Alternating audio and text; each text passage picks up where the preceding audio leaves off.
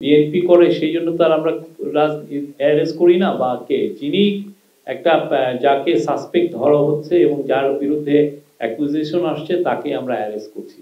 আর এই যে আমরা যে ৮৮টা কেসের কথা বললাম, এদের মধ্যে অনেকেই যদিও এটা ধর্মীয় রিলেটেড মাইনরিটি ভায়োলেন্সের রিলেটেড কেস, অনেকগুলো ক্ষেত্রে আমরা যেটা আমরা নোটিশ করেছি সেটা হচ্ছে যে এই অ্যাটাক গুলো হয়েছে যে ধরেন কেউ আগের রুলিং পার্টির মেম্বার ছিলেন, উনি হয়তো মাইনরিটি ফেতে রুলিং পার্টির মেম্বার ছিলেন, তাকে অ্যাটাক করা হয়েছে। এখন এটাকে আপনি কিভাবে নিবেন? উনি কি অ্যাটাক হয়েছেন বিকজ উনি কি তার ফেথটাই এখানে মুখ্য বিষয় ছিল, নাকি তাকে অ্যাটাক করা হয়েছে বিকজ উনি রুলিং পার্টির একটা পদধারী কেউ ছিলেন বা কেউ, এই বিষয়গুলো দিয়েছে। বাট যেহেতু ভায়োলেন্স হয়েছে, যেহেতু এটা একটা ক্রাইম কমিটেড হয়েছে, আমরা কেসগুলো করেছি।